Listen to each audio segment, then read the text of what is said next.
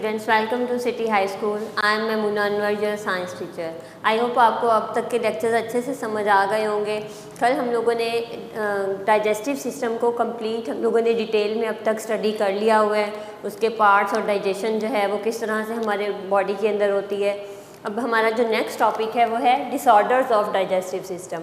इनके digestive system में अगर कोई डिसऑर्डर आ जाता है, कोई उसमें ख़राबी आ जाती है तो क्या होता है। तो इसके बहुत से डिसऑर्डर्स हैं हमारे डाइजेस्टिव सिस्टम के, जैसे कि हार्ट बर्न, अल्सर और उसके अलावा डायरिया और गैस ट्रबल्स, इस तरह से और भी बहुत से हैं। जहाँ पर हम जो डिस्कस करेंगे वो हम डायरिया एंड कॉन्स्टिपेशन को डिस्कस करेंगे। सबसे पहले हमारा टॉपिक है डायरिया।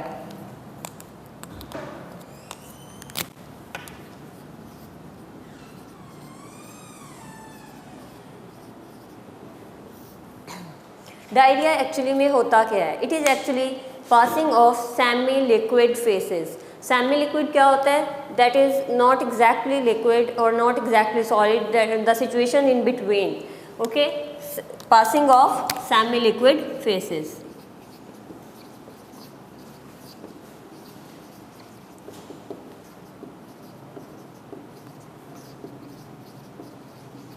अच्छा, यहाँ पे एक बात आप याद रखें, जब भी हम किसी डिजीज़ को पढ़ेंगे तो उसमें हम लोग उसके काजेज़, उसके सिम्टम्स और प्रिवेंशन, इन तीन चीज़ों को हम लोगों ने मेंशन करना है। आप इन तीन बातों को अगर याद रखेंगे तो आपको उस डिज़ीज़ के बारे में डिटेल लिखना आसान हो जाएगा। तो यहाँ पे सबसे पहले हम लोग डायरिया पहले हम डिफ़ाइन करेंगे what the actually disease is. उसके बाद हम उसके काजेज़ बताएँगे कि ये डिज़ीज़ होती किस वजह से है। अब डायरिया किस वजह से हो सकता है? इसके डिफरेंट काजेज़ हैं। ये किसी इन्फेक्शन की वजह से हो सकता है, किसी मेडिसिन के रिएक्शन की वजह से हो सकता है, या फिर जो है ये आपके फूड के कंटामिनेटेड होने की वजह से हो सकता है। और यहाँ पे अभी मैंने आपको कौन कौन से काजेज़ बताए? Infection,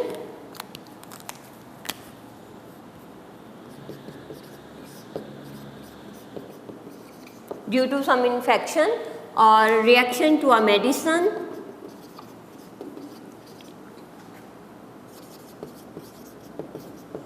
or maybe your food is contaminated,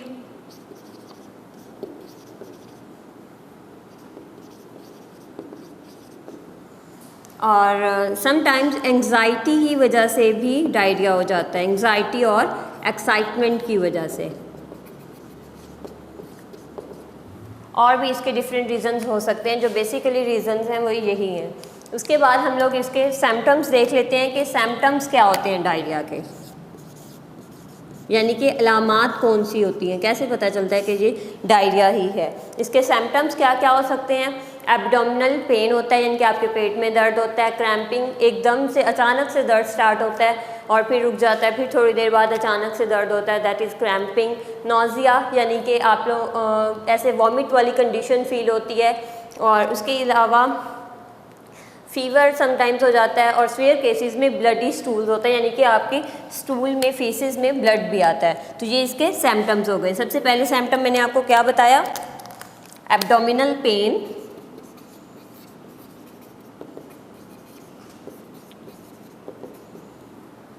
cramping, nausea. Nausea कौन सी कंडीशन होती है? यानी कि आपको वॉमिट वाली कंडीशन फील हो रही होती है। वॉमिट एक्चुअली में आ नहीं रही होती, लेकिन आपको ऐसा लगता है कि वॉमिट आ जाएगी, तो उस कंडीशन को हम नोज़िया कहते हैं। Fever and in severe cases bloody stool. तो ये थे सिम्टम्स, डायरिया के सिम्टम्स थे। उसके बाद इस केस में अगर डायरिया हो जाता है तो क्या करना चाहिए? इसमें डायरिया जब होता है, देखें इसमें सेमी लिक्विड फेसेस जो हैं वो पास होते हैं, उसकी वजह से बॉडी के अंदर डिहाइड्रेशन हो जाती है। यानी कि जब बॉडी से एक्सेस ऑफ वाटर जो है वो रिमूव हो रहा है, उसकी वजह से बॉडी के अंदर पानी की कमी हो जाती है, डिहाइड्रेशन हो जाती है। और डिहाइड्रेशन अगर ज़्यादा हो जाए तो ये फैटल भी हो सकती है। इसलिए ज़्यादा से ज़्यादा आपको मशरूब, यानी कि कोई वाटर ज़्यादा से ज़्यादा लेना चाहिए। इनटेक आपको जो है लिक्विड थिंग्स का इनटेक जो है वो ज़्यादा करना चाहिए। और इसकी प्रिवेंशन में डॉक्टर्स क्या कहते हैं आप कैसे प्रिवेंट कर सकते हैं डायरिया को कि आपको हो ही ना? Frequently wash your hands and if you are eating vegetable और fruit then wash it properly, ताकि आपकी फूड के ज़रिए कंटेमिनेशन फूड आपकी कंटेमिनेटेड नहीं होनी चाहिए। आपको अपने वो हैंड्स जो हैं वो रेगुलरली अच्छे से वॉश करने चाहिए और ऐसी फूड ना खाएं जो प्रॉपरली कुकड ना हो। हमेशा कंप्लीटली अच्छे से कुक की हुई फूड जो है वही आपको खानी है।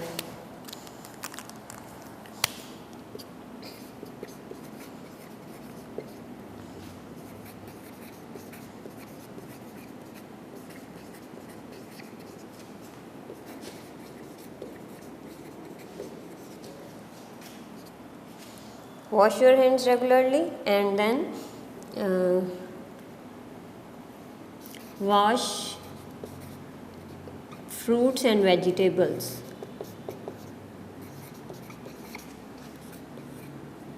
जो भी आप फूड खा रहे हैं वो आपकी कंटेमिनेटेड नहीं होनी चाहिए। And third one, don't eat uncooked food और that is incompletely cooked food.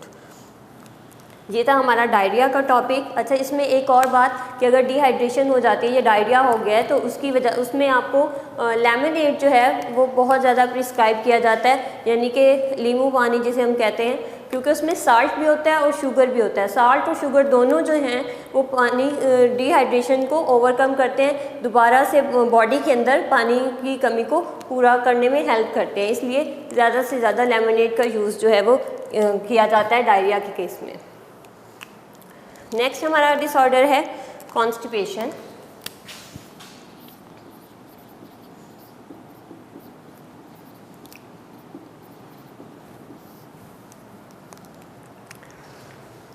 Constipation क्या होता है? पेनफुल और डिफ़िकल्ट पासिंग ऑफ फेसेस।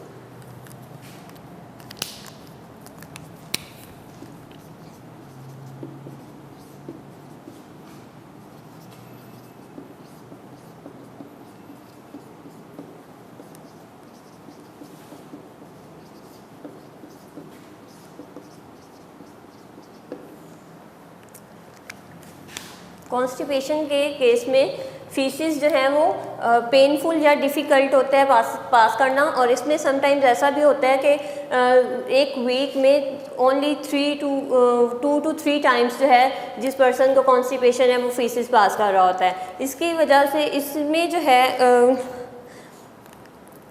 ये डिसऑर्डर जो है वो पाकिस्तान में बहुत ज़्यादा कॉमन है, और इसके हम लोग अगर सिम्टम्स देखें इसमें क्या होता है, सबसे पहले हम लोग इसके कॉजेज़ देख लेते हैं।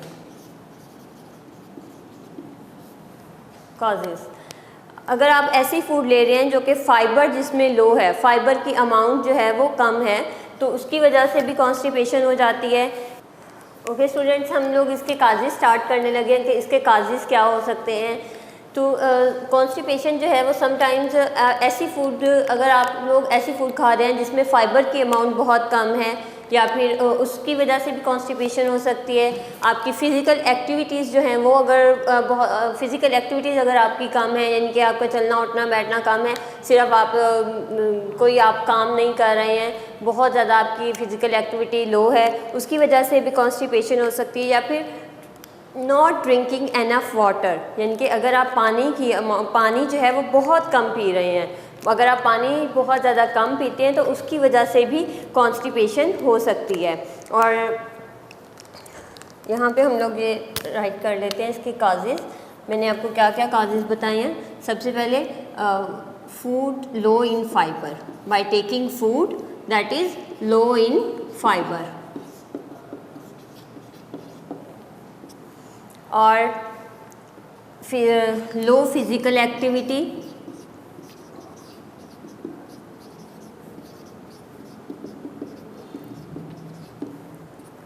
एंड थर्ड वन मैंने आपको क्या बताया, नॉट ड्रिंकिंग एनफ वाटर।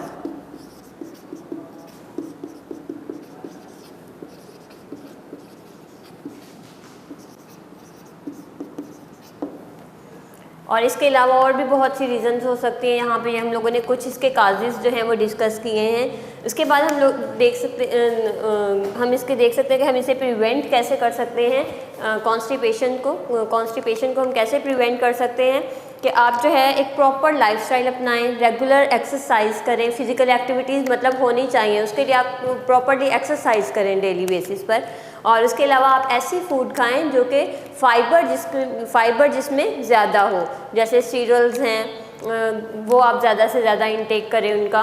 और उसके अलावा प्लेंटी ऑफ वाटर लें, यानी कि वाटर की अमाउंट, वाटर जो है वो ज़्यादा से ज़्यादा कंज्यूम करें। प्लेंटी ज़्यादा को कहते हैं, प्लेंटी ऑफ वाटर इंटेक आपका होना चाहिए।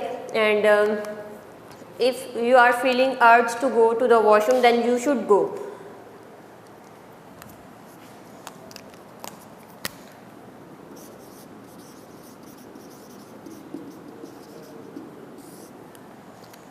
Prevention,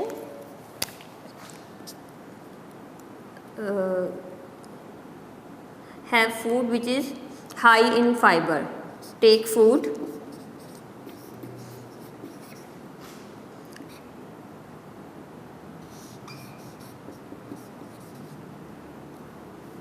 which is high in fibre. और इसमें मैंने आपको कौन सी फूड बताए, सीरियल्स वगैरह, यानी कि जो दालें, गंदुम जैसे चावल और इस तरह की चीज़ें जो हैं ये सीरियल्स में आती हैं। और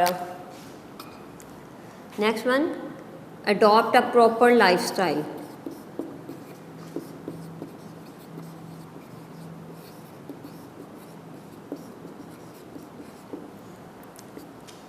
एक्सरसाइज रेगुलरली ताकि आपकी फ़िज़िकल एक्टिविटी होती रहे। एंड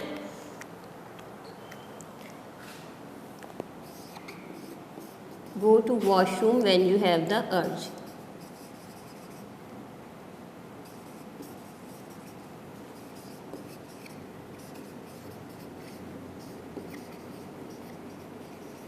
यानी कि जब आपको फील हो कि आपको वॉशरूम जाना चाहिए तो फ़ौरन आपको चले जाना चाहिए, वेट नहीं करना चाहिए। समटाइम्स आप बैठे रहते हैं कि नहीं थोड़ी देर बाद चले जाएंगे, इस वजह से भी कॉन्स्टिपेशन जो है वो हो सकती है।